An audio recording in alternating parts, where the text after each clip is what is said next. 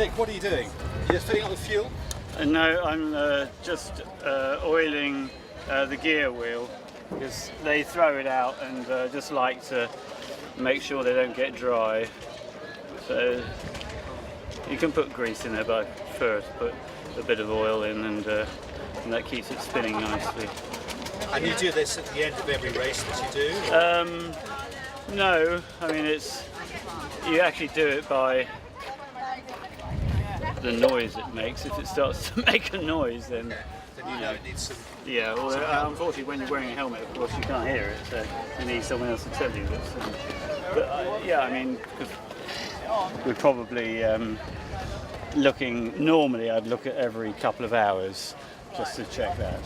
But in these conditions where you're flat out and it's bumping around all over the place, you just got to take a bit more care. So just give it every chance.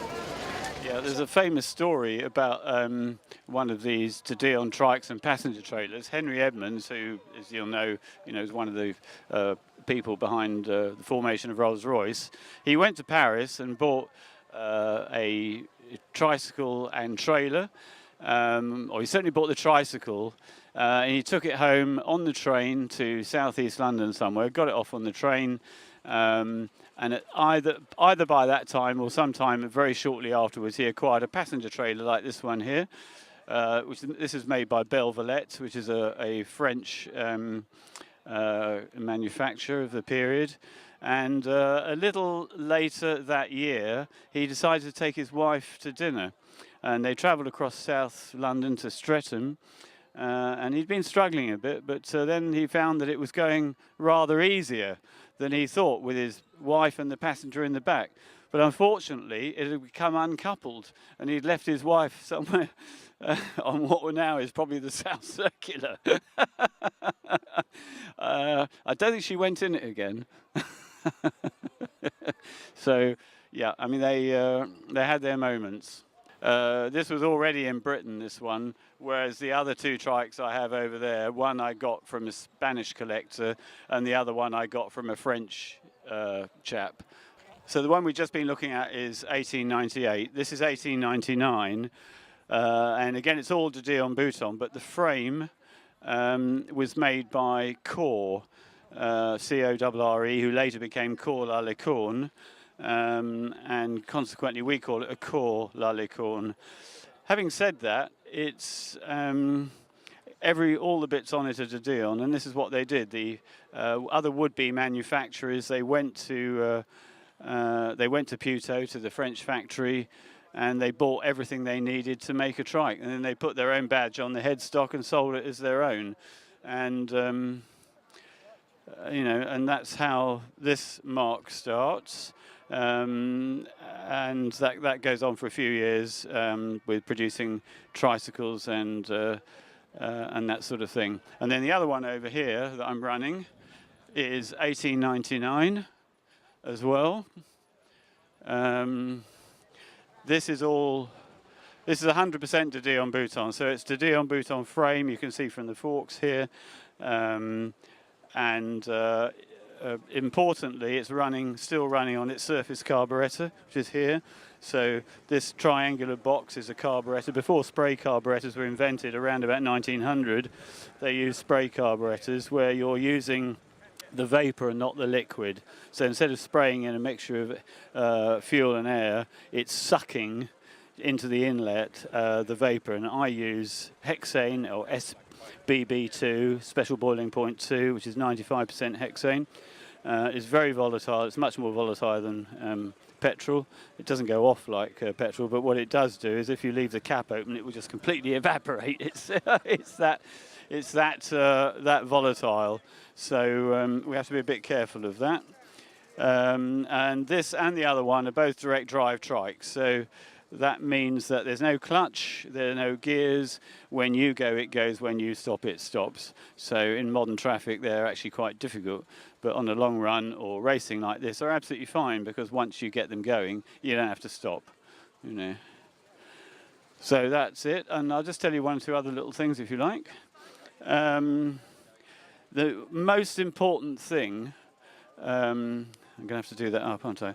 The most important thing about controlling the trikes once you get them going is how do you stop it? And you stop it by an ingenious little system called the kill twist grip.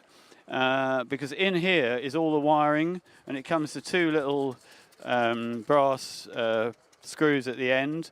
And when you tighten that to marsh, as it says here, that will go. So you make the circuit. So in the handle, it crosses over and it makes a circuit, so you get a full ignition circuit. And all you've got to do to stop it is literally do that. You've broken the circuit, and okay, it'll still be going because you've got the velocity of it, but it will no longer be firing, so it'll slow down very quickly. And that's really important. It's a safety feature as well. You don't have to take your hands off the handlebars to kill the engine. It's really important.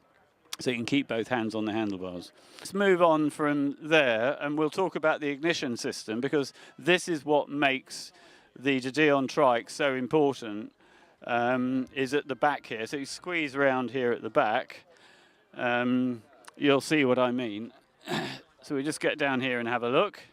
And here we have the little ignition system that Georges Bouton invented, and it's adjustable from a little lever on the crossbar, and that means you can retard it and advance it from the crossbar. So you start it retarded, just as you'd start a veteran car fully retarded to stop breaking your arm. You'll never start one of these fully advanced with pedaling, as you have to pedal to start it. So you start it retarded. As soon as you're going, you move that lever forwards into the advanced position. So that's really important. And that, combined with an aluminium crankcase, an excellent engineering, cast iron piston, and very well machined valves, is that these engines were revolving at 2,500 RPM in 1897, 1898 onwards. Whereas the opposition, which is the Benz engine, and in Britain Daimler, and all the other early engines are revolving at like 500 or 600 RPM. So it's a huge step change. And I've seen a photograph in the factory at Puteaux on the edges of Paris, where they're bench testing every single one of these engines. They're sat on a bench, they've got a big pipe going up to exhaust to the outside. They've each got a surface carburettor, which, as I said before, you're pulling in the vapor, not the liquid. So before it was sold, they knew it worked, and they didn't have a failure rate. Very, very high success rate. And by 1900, they're the biggest motor manufacturer in the world. And of course, we all know, or enthusiasts will know, that that's how Renault got started, because in 1898, the Renault brothers bought a tricycle, so it has an engine like this, and they mounted it inboard of a four-wheel, what we would call a quadricycle, at the front before Dion Bouton did, and that's their first Renault, which I believe is called a Type D, 3.5 horsepower, and all Renaults up to 1903 have got Dion Bouton engines, and still they started manufacturing their own. So there's a big historic link between Renault and Dion Bouton. Without Dion, Renault would never have got going. And for that reason, Dion Bouton were known as the midwife to the motor industry. And here's a bit of knowledge. It's English plain, Yeah, which is quarter cut, right. which gives it the frill. Wow. Fabulous, isn't it? Where's my hat? Where's my glass? Like a... It's empty. Oh, lady. I know. He's so tight. Is this for a giggle? Got some Ribena to make it look like Am I sitting in it now? No, not just yet. Let me just... How old is she? 1936, yeah. My friend, sadly no longer with us, found it in a field in just outside of Lyon in 1979. He went back to buy it, paid 100 francs for it, which was about 10 quid I think at the time, and then the van blew up that he was in, bringing it back. But finally, he made it. We need to hold that. And did he restore He it? totally restored it, yeah. And yes, and we've just done the seats. I moved that. This is interesting because this is a French Monet-Goya. It has a 250 Villiers engine in it, built under licence, with a Sturmey Archer 3-speed box. So everything that I see on here is authentic for the period? Yes, yes, it's 36, yeah. Okay, unfortunately we have to do the Le Mans start. Well, Now, both this of I you. want to see. Are you going to jump in before or after? I'll tell you what.